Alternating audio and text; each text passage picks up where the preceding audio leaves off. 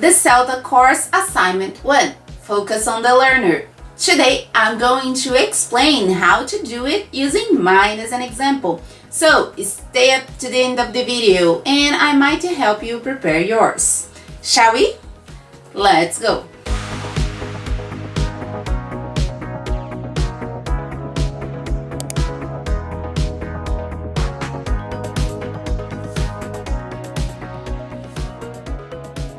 Hello exam seekers, I'm Patty and today I'm talking about the CELTA Course Assignment 1.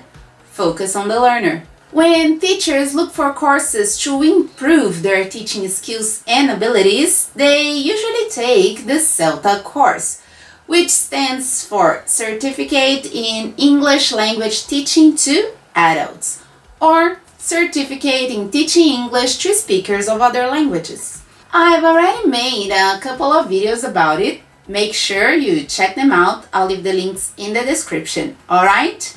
The CELTA course is indeed a great course because it comprises teaching observation and classroom-related written assignments. This is also the reason why the CELTA course is difficult. It demands teachers to teach and reflect on their teaching. Centers are responsible for designing the CELTA course and therefore the assignments.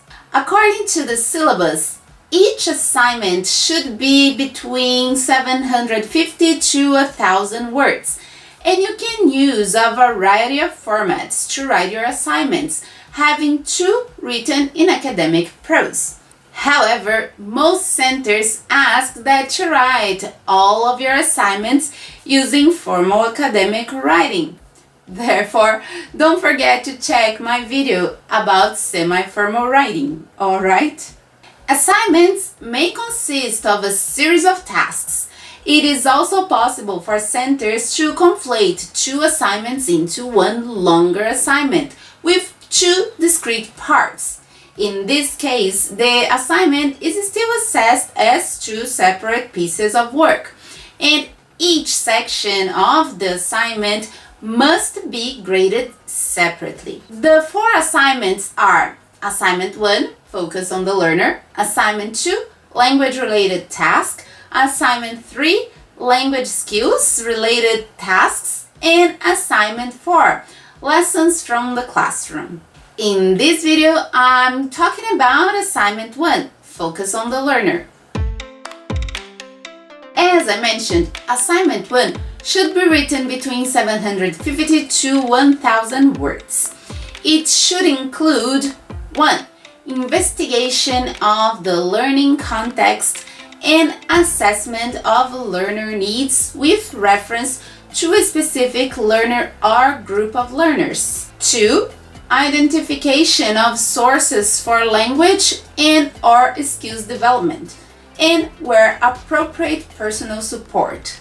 3. Suggestions for a specific language and or skills, focused activities and an explanation, rationale for the use of these activities with the specific learners identified. In other words, you are supposed to perform 5 tasks. 1. Choose one student from the group of students you are presenting your lessons to and write his or her profile using between 200 to 300 words about social and educational background like age, occupation, hobbies, birthplace, and etc. Reasons for studying English, if the student has studied English before, why study now, and etc. Attitudes toward English learning, homework, preferred skills, strengths and weaknesses, and etc. And learning style, based on the interview. Choose the student carefully. You should think about the student's level of English. Then, interview this student for approximately 10 minutes and record the interview. Use the topics I presented to formulate your questions. Here is the transcription of the interview that I made. You guys must remember to post the transcript as an appendix to your assignment 1. After that, ask the students to produce a piece of writing. Topic and genre are free. Select 3 to 4 grammar and vocabulary problems and explain what they are, giving examples of your student's production. Your student's piece of writing and oral interview should be attached to the assignment. Justify why these mistakes were probably made based on your bibliography. 200 to 300 words. For example, in her interview, the student made some mistakes when using the pronouns, as you can see in the sentence, people goes to buy, 4 minutes and 11 seconds. But if my partner isn't so good, I don't like, 16 minutes and 30 seconds. Shepard, 2001, page 124, says that pronouns for Portuguese speakers are frequently left out if they can be understood in context. Then, select 3 to 4 fluency and pronunciation problems and do the same procedure.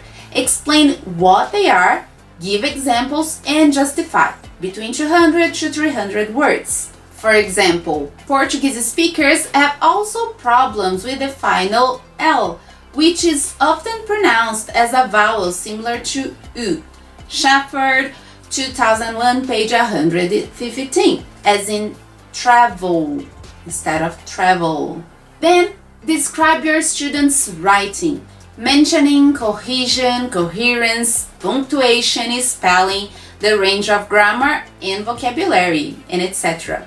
between 150 to 200 words. My student's formal written work, Appendix 1, is expressive with very good spelling, a good range of vocabulary and grammar accuracy, and occasional mistakes.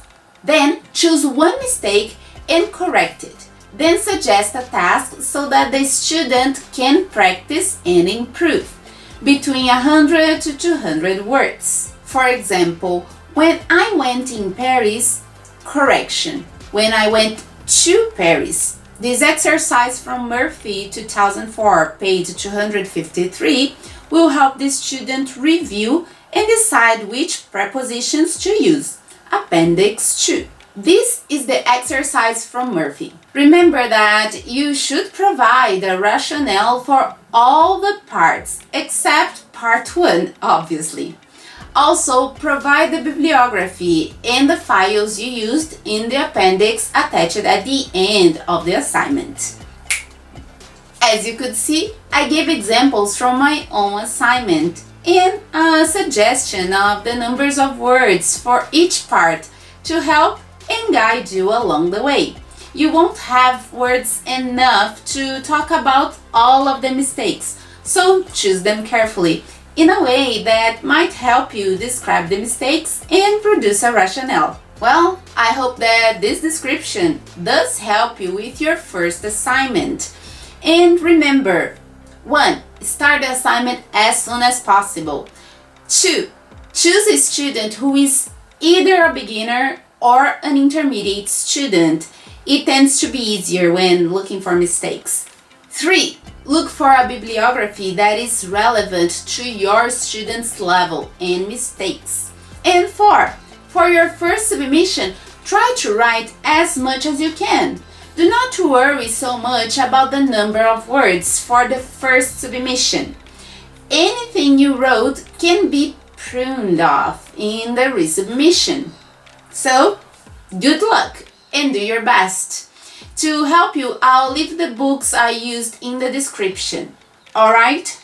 Well, I hope that this guide helps you to write your own assignment 1.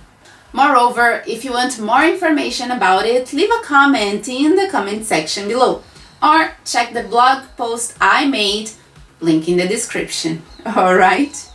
If you want more content like this one, make sure to subscribe to this channel so that every time there is a new video, YouTube will tell you. Don't forget to like so that I know that this content is relevant for you, and share this video with the others so that more and more people can get access to it. That's it for today. Thanks for watching me and see you next time. Remember that knowledge is never enough. Bye bye.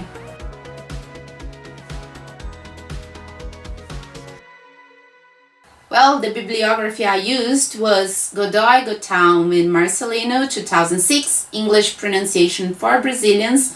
That's what I said about using bibliography that is relevant for your students. Mine were Brazilians, so I got bibliography specific for them. Murphy Raymond 2004, English Grammar in Use. It was the activity, the task that I set to them. PARROT 2000, Grammar for English Language Teachers. And Shepherd David, Portuguese Speakers. Alright, I hope that this helped you. Make sure you get a good bibliography. Bye bye!